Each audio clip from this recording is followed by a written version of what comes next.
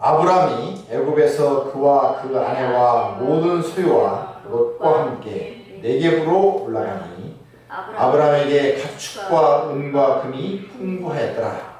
그가 네겝에서부터 길을 떠나 베델에 이르며 베델과 아이 사이 곧 전에 장막 쳤던 곳에 이르니 그가 처음으로 제단을 쌓은 곳이라. 그가 거기서 여호와의 이름을 불렀더라. 아멘. 예, 또 이렇게 주님의 날 하나님 앞에 예배로 영광을 돌리게 돼서 참으로 감사를 드립니다. 먼저 주에서부터 성경의 그 인물들에 대해서 우리가 살펴보고 있는데요. 중요한 것은 성경의 인물들은 세상의 인물들 내용과 같아서 달라서 세상에서는 그 위대한 위인들, 영웅들, 그들의 삶을 우리가 본받고 그들의 삶을 따르지 않는 의미에서 우리가 그 영웅들의 발자취를 살펴보게 됩니다. 그러나 성경에 기록된 인물들은 그러한 목적에서 쓰여진 것이 아니라고 제가 말씀을 드렸습니다. 성경에 기록된 인물들 그 자체에 대한 영담이나 교훈을 주기 위해서 성경의 인물들이 기록된 것이 아닙니다. 아니라고 말씀을 드렸습니다.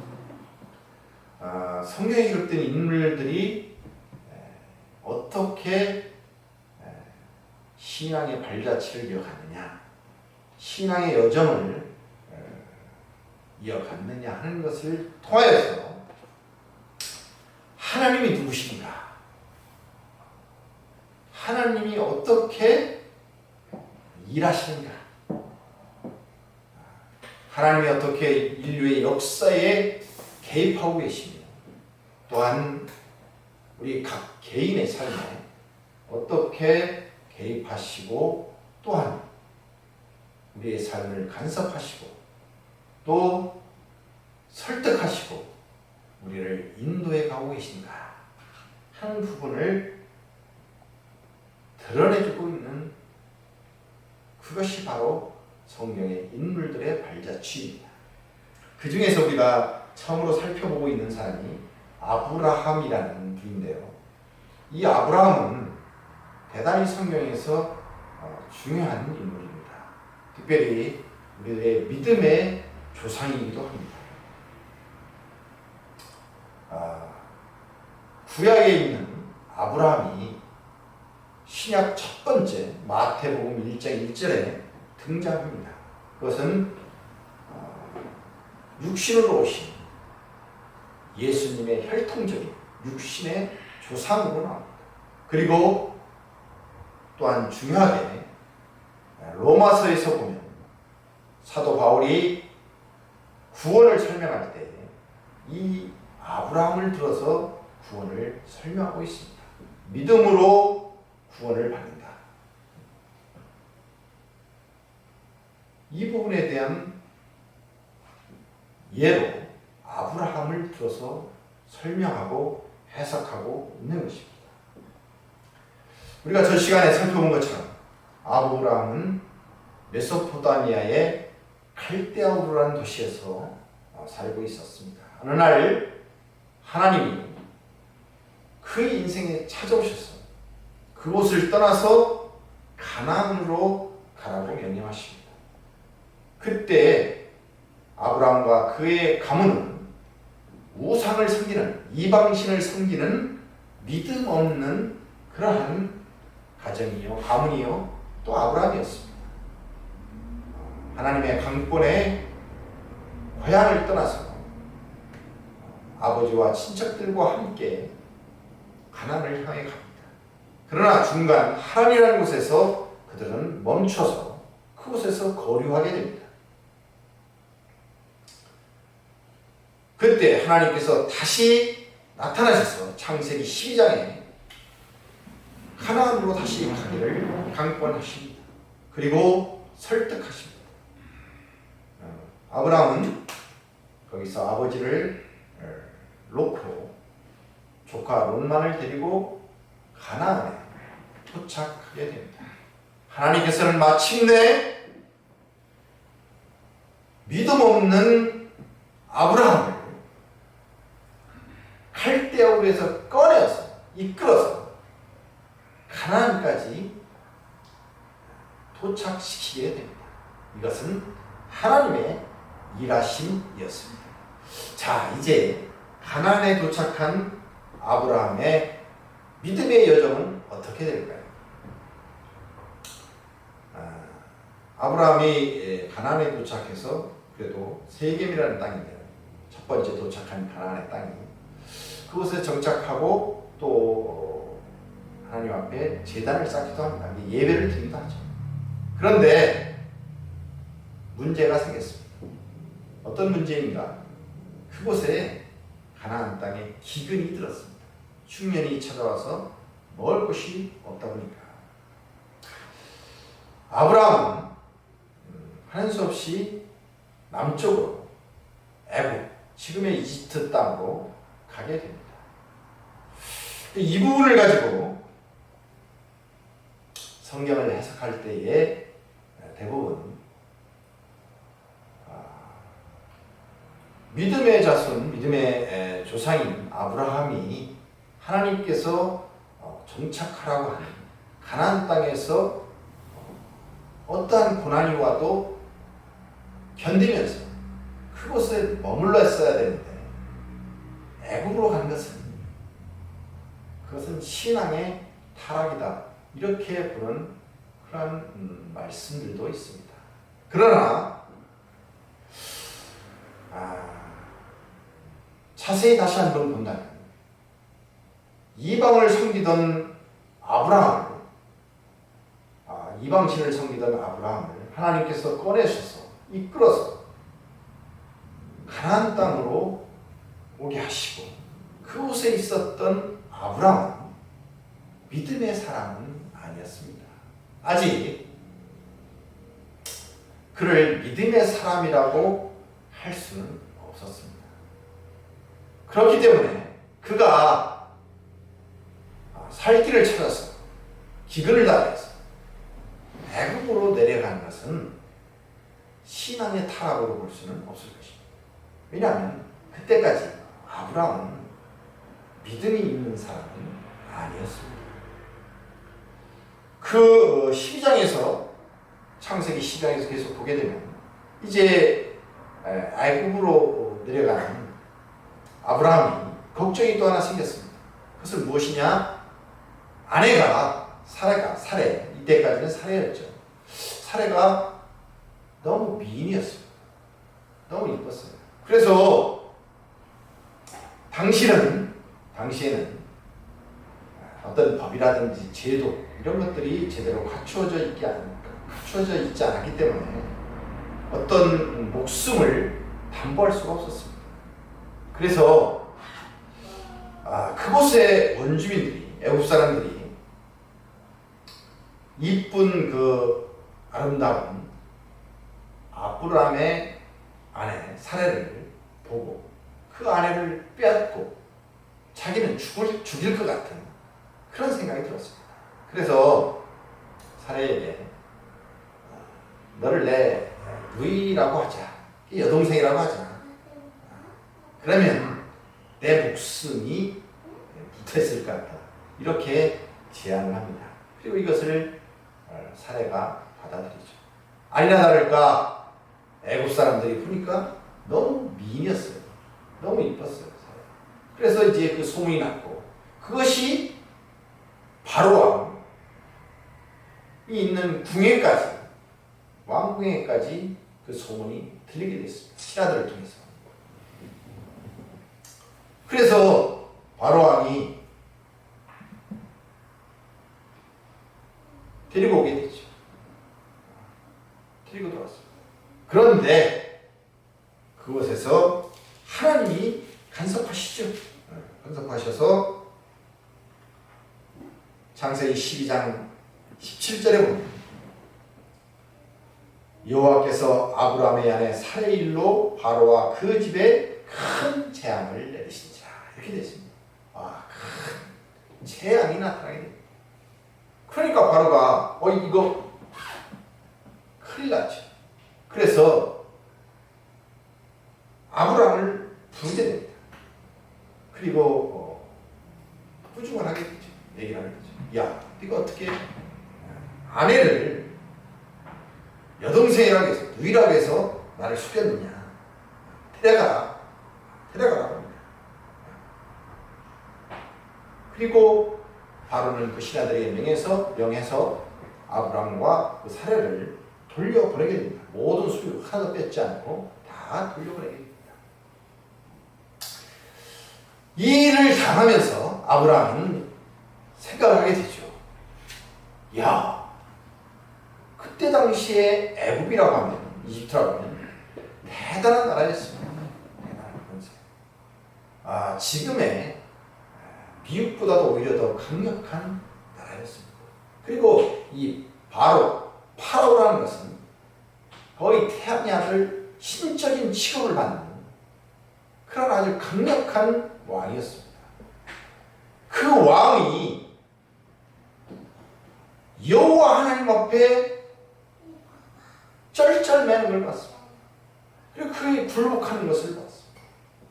야, 도대체 여호와 하나님이 누구시기에 저렇게 강력한 애굽의 바로가 꼼짝을 못하는가? 대단하신 분이구나. 내가 나한테 찾아오셨던 그 여호와 하나님이라는 분이 정말로 대단한 분이구나 라는 것을 여기서부터 깨닫기 시작합니다. 그리고 또 한 가지, 야, 하나님이 누구신데 내 편을 들어주시는 건가? 왜 내 편을 들어주시지? 이런 생각을 아브라함이 하게 됩니다. 그렇다면 하나님께서는 왜 가나안에 도착한 아브라함을 기근을 당하게 해서 애굽으로 내려가게 하셨을까요? 그것에 대한 답은 천천히 우리가 살펴보기로 하겠습니다. 그래서 중요한 것은 애굽으로 이렇게 가나안을 버리고 내려간 아브라함을 꾸짖는 장면이 성경에는 기록되어 있지 않습니다. 어쨌든 아브라함은 이제 애굽에서 다시 가나안으로 돌아와서 사건을 또한 맞이하게 됩니다.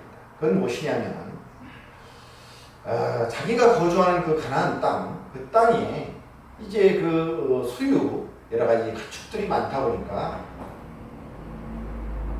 가축이 늘어나다 보니까 자기 조카 롯과 사이에 있어서 그 목자들, 관련된 목자들 간에 다툼이 생기기 시작했습니다. 그것을 보고 아브라함이 롯을 불러서 야, 이렇게 너와 내가 이 가축 때문에 저렇게 목자들이 다투는 것을 놔두면 되겠느냐. 그러니까 이제 네가 분가해라. 우리 서로 여기서 헤어지자. 분가해라. 그리고 네가 원하는 곳을 먼저 가라. 차지해라. 그러면 그 나머지 땅을 내가 차지하겠다. 이렇게 제안을 하게 됩니다. 이것은 참으로 대단한 제안입니다. 왜냐하면 그곳에는 이방인이었던 그 아브라함이 한 명이라도 자기 편이 있어야 거기서 다른 이방인들과의 사이에서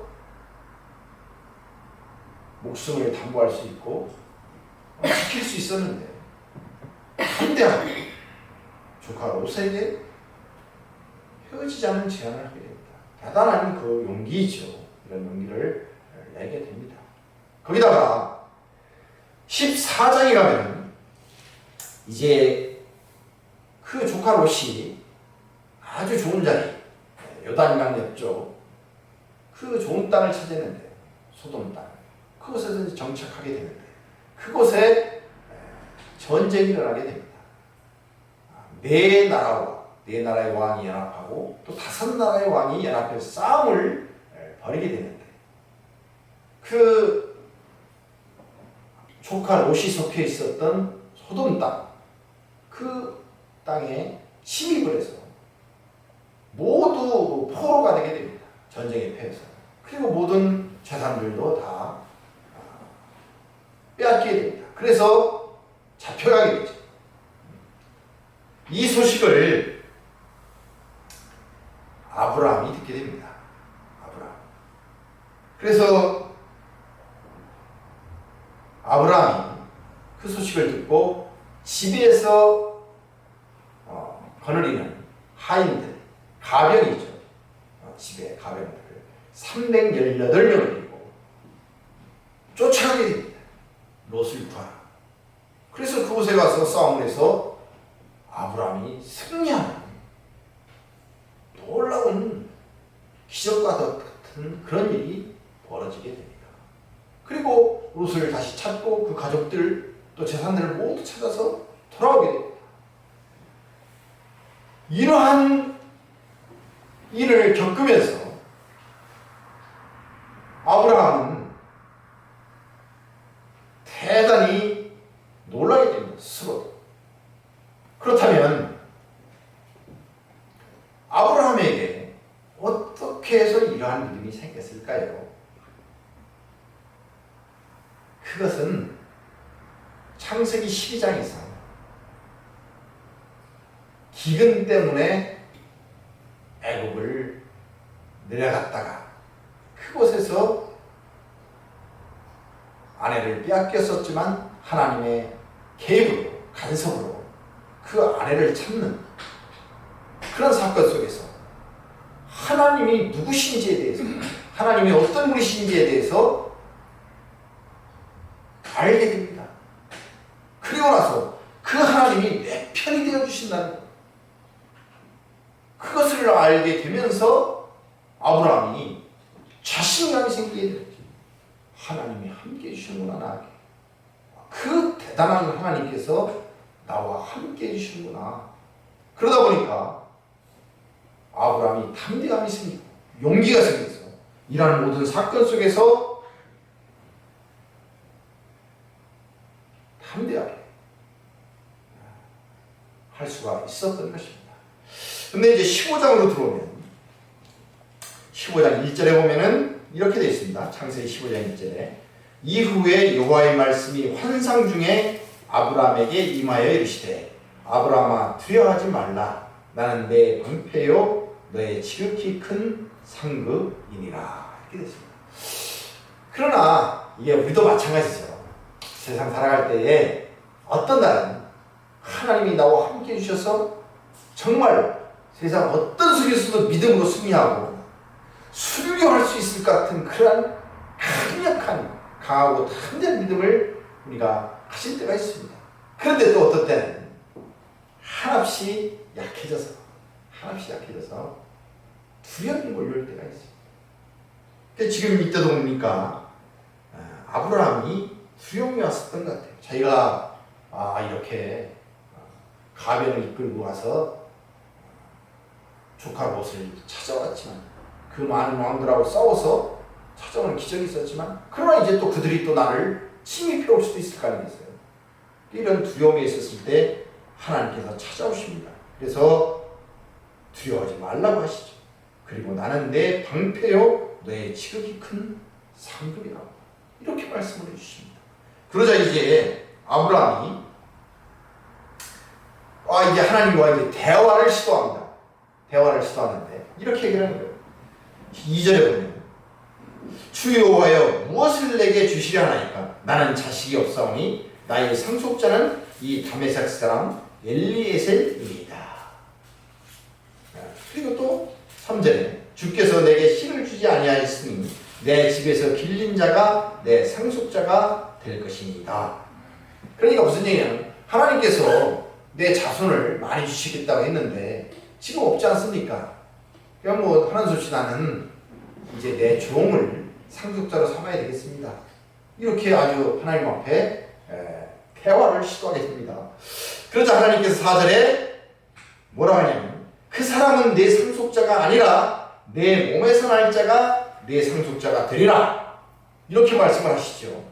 그리고 아브라함을 이끌고 나가서 하늘의 별을 보게 하시고 하늘의 뭇별을 셀 수 있나 봐라. 내 자손이 이렇게 많을 것이다. 대목인데 6절에 한번 같이 읽도록 하겠습니다. 15장 6절. 이건 아주 중요한 말씀입니다. 로마서에서 사도 바울이 인용할 말씀이기도 합니다. 같이 한번 읽어보겠습니다. 아브라함이 여호와를 믿으니 여호와께서 이를 그의 의로 여기시고. 아멘. 여기서 처음으로 아브라함이 여호와를 믿으니 여호와께서 이를 그의 의로 여기시고, 이것을 가지고 사도 바울이 믿음으로 의롭게 된다. 이신칭의죠. 이 말씀이 여기에 나오게 됩니다. 비로소 아브라함이 믿음을 가지게 되었어요. 그래서 믿음이 생기게 되었습니다. 그리고 하나님께서 이렇게 말씀하십니다. 나는 이 땅을 내게 주어 소유를 삼게 하려고 너를 갈대인의 우르에서 이끌어낸 여호와입니다. 대단했습니다. 그런데 이때 또 아브라함이 또 물어보게 됩니다. 8절에 10장 8절에 하나님, 그럼 내가 이 땅을 차지하게 될 것을 무엇으로 알 수가 있습니까? 하나님 앞에 증거를 보여달라고 합니다. 증거. 아브라함이 대단해요. 아브라함도 이제는 아주 하나님 앞에 이제 떡떡 질문을 투악떡 합니다. 그러자 하나님께서 여기서 저주서약이라는 걸 하십니다. 짐승의 가축을 반으로 쪼개놓고 그 사이를 횃불이 지나가게 합니다. 그래서 이것은 무슨 의미냐면 약속을 반드시 지키겠다. 지키지 않으면 이렇게 쪼개진다. 죽는다는 얘기겠죠. 이것을 저주서약이라고 하는데 하나님께서 친히 아브라함에게 이 저주서약을 하시게 됩니다. 언약을 맺히게 됩니다. 아브라함. 대단한 장면입니다. 그런데 16절에 가서 반전이 일어난다. 16절. 창세기 16절에 가면 이제 그 사레의 여종이 있었는데 그 이름이 하갈입니다. 하갈인데 문제는 뭐냐? 이제 좀 시간이 지나면서 그래도 사레에게 자녀가 안 생기는 거예요. 그러자 사레가 아브라함에게 얘기를 합니다. 이거 여호와 하나님께서 자식을 안 주신다. 그러니까 내 여종 하갈에게 들어가서 자식을 만들자. 아브라함에게 이렇게 제안합니다. 아브라함은 참으로 그 여자의 말을 잘 듣습니다. 우리가 살아가면서 여자 말을 잘 들어야 됩니다. 그런데 때로는 여자 말을 듣지 않아야 될 경우가 있습니다. 그런데 아브라함이 너무 쉽게 여자 말을 듣게 됩니다. 그래서 아브라함이 그 여종 하갈에게 들어가서 정말로 자식이 생기게 됩니다. 그래서 자식을 낳게 됩니다. 그가 이름이 무엇이냐?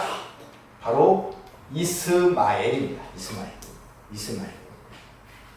그래서 창세기 16장 15절 16절에 보면 한번 같이 읽어보겠습니다.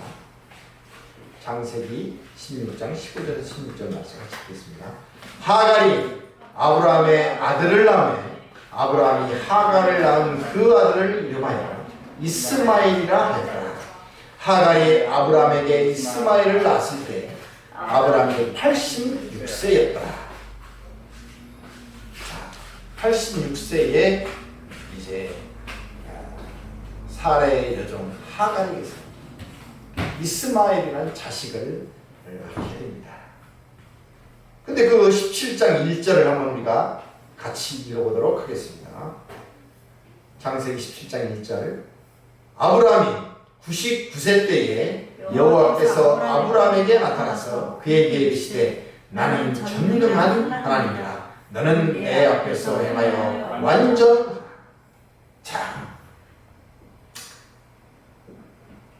창세기 16장 16절에 아브라함이 86세였습니다. 이스마엘을 낳았을 때. 그런데 17장 1절에 보니까 아브라함이 99세 때에 여호와께서 아브라함에게 나타나서 이렇게 되어 있습니다. 무슨 얘기냐면 하나님께서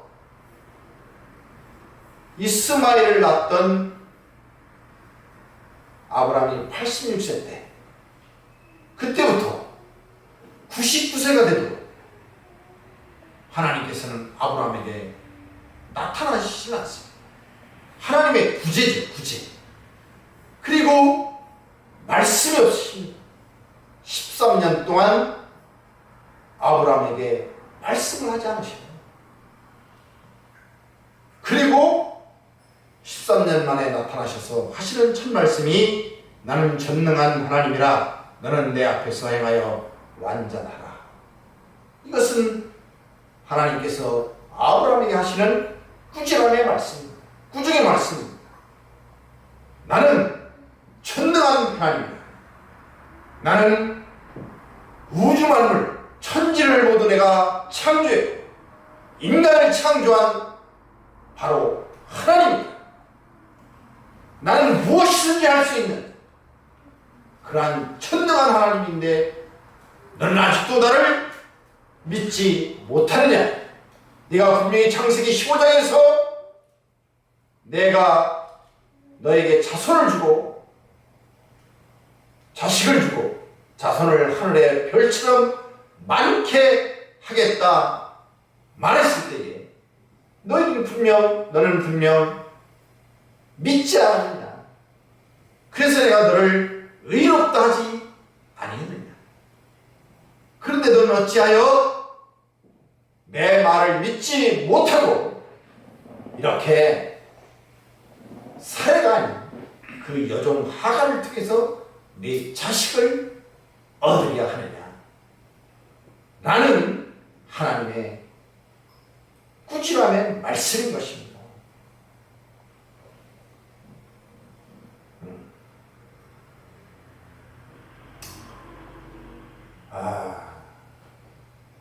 바로 하나님께서는 이렇게 우리의 인생에 개입하셔서 때로는 우리를 잔잔하게 설득하시고 또 때로는 우리를 강하게 꾸짖기도 하십니다. 꾸지람도 하십니다. 하나님께서는 아브라함에게 우상을 믿고 있던 신앙이 없던 아브라함을 처음부터 이삭을 100세 낳은 이삭을 번제로 바치라고 그렇게 명령하시지는 않습니다. 우리의 신앙을 하나님께서는 처음부터 차근차근 한 걸음 한 걸음 자라나게 하셔서 그 믿음이 마침내 하나님의 뜻을 잘 헤아릴 수 있는 이삭을 번제로 바칠 수 있는 그런 믿음까지 이렇게 하시는 것입니다. 이렇게 우리가 성숙한 믿음을 가지는 신자가 되기 위해서는 시간과 또한 과정이 필요할 것입니다. 청년들은 의욕이 앞서지요. 정열이 있습니다. 그러나 거기에는 청년들은 지혜가 부족합니다. 그래서 일을 그르칠 때가 많이 있습니다. 또한 우리 나이가 들게 되면 노년에는 지혜는 아주 풍부합니다. 그러나 의욕과 정열은 떨어지게 되죠. 그래서 이 둘이 우리 정열, 의욕과 이 지혜 이것이 서로 조화를 이루고 균형을 이루어야 좋은 신앙, 좋은 믿음을 가지게 됩니다. 그래서 우리는 늘 젊은 사람들은 특별히 지혜로운 어른들의 지혜를 잘 듣는 그러한 것을 자세를 가져야 되겠고, 나이가 들게 되면 노년에는 우리가 의욕이나 정열이 떨어지기 때문에 또 새로운 그런 정열을 가질 수 있도록, 의욕을 가질 수 있도록 자기를 절제하고 노력하는 부분, 이것이 참으로 필요합니다. 하나님께서는 늘 우리 삶에 찾아오셔서 늘 우리를 간섭하시고 설득하십니다. 그것은 어떤 사건을 통해서죠. 내 주변에 벌어지는 많은 사건을 통해서, 그것을 통해서 우리에게 간섭하시고 설득하십니다. 그때마다 우리는 하나님의 그 간섭하심과 설득에 반응해야 합니다. 그 반응이 하나님을 생각하면서, 하나님의 뜻을 생각하면서 하는 반응이 되어야 할 것입니다. 하나님께서 찾아오시지 않는 인생은 없습니다. 하나님께서 간섭하시지 않는 인생은 없습니다. 하나님께서 설득하시지 않는 인생은 또한 없습니다. 지금 우리가 어떤 신자는 창세기 11장 12장에 아브라함처럼 갈대아 우르에서 하나님의 부름을 받고 출발하는 그러한 신앙의 출발점에 있는 그러한 성도들도 있을 것입니다. 또 어떤 성도는 창세기 15장의 아브라함처럼 하나님께서 약속을 주셔서 그 약속 가운데 믿음을 가지고 신앙하는 그러한 성도들도 있을 수 있습니다. 또 어떤 성도는 믿음 가운데 살아가다가 때로는 창세기 17장에 그 아브라함처럼 하나님의 꾸지람을 받고 또 때로는 징계를 받고 그러한 자리에 있는 성도들도 있을 것입니다. 또 어떤 성도는 이제 창세기 22장에 가서 아브라함이 100세에 낳은 아들을 하나님의 명령에 순종해서 번제로 바치는 성숙한 믿음을 가진 아브라함처럼 성숙한 신앙의 자리에 있는 그러한 성도들도 계실 것입니다. 지금 우리가 서 있는 그 신앙의 자리, 그것이 바로 하나님께서 지금까지 나를 찾아오셔서 나를 간섭하시고 나를 때로는 설득하셔서 인도하여 주신 바로 그 신앙의 자리인 것입니다. 기근 하나 면해보려고 애굽에 가서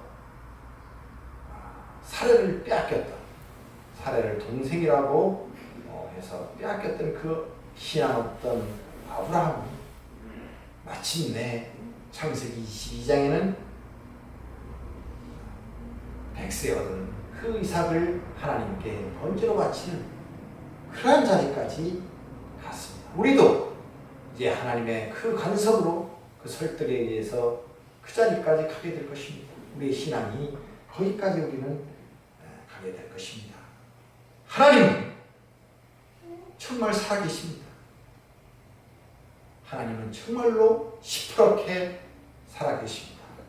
때로는 우리에게 달콤하게, 아주 부드럽게 우리를 찾아오셔서 우리를 설득하시기도 합니다. 내가 너를 이렇게 사용할 거야. 너의 길을 이렇게 인도해 줄 거야. 라고 말씀하시기도 합니다. 또 때로는 하나님께서 우리에게 강하게 간섭하시기도 합니다. 그때는 우리가 힘들어서 하나님 정말 저를 살려주십시오. 저를 좀 도와주십시오. 라는 그러한 간구를 할 만큼 하나님께서 우리를 또 훈련시키기도 합니다. 그렇게 해서 하나님께서는 마침내 하나님께서 원하시는 그 목적지, 바로 그곳 천국에 우리를 인도해 가실 것입니다. 거기까지 하나님께서는 우리를 결코 누구에게도 빼앗기지도 않고 우리를 안전하게 보호하셔서 그 구원의 완성의 자리까지 하나님께서는 결단코 우리를 놓치지 않고 인도해 가실 것입니다.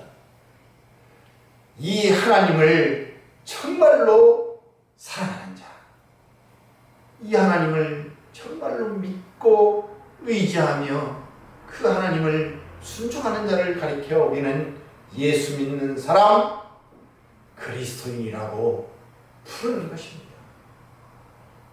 오늘 우리도 이 하나님의 은혜에 우리가 늘 감사하면서 지금 있는 신앙의 자리에서 때로는 힘들고 어렵지만 하나님을 전적으로 붙잡고 의지하고 또 때로는 하나님의 설득하시는 그 부드러운 음성에 우리가 반응하면서 늘 감사함으로 그렇게 하나님과 동행하면서 발걸음을 맞춰서 이 삶을 살아간다면은 그러나 우리는 모든 어려움, 그 모든 것을 극복하고 우리가 마침내 기뻐할 수 있는 그 자리, 천국, 구원의 완성의 자리까지 우리는 가게 될 것입니다. 할렐루야! 그 하나님을 찬양하면서 오늘도 힘차게 하루의 삶을 살아가시는 주님의 이름으로 축복합니다.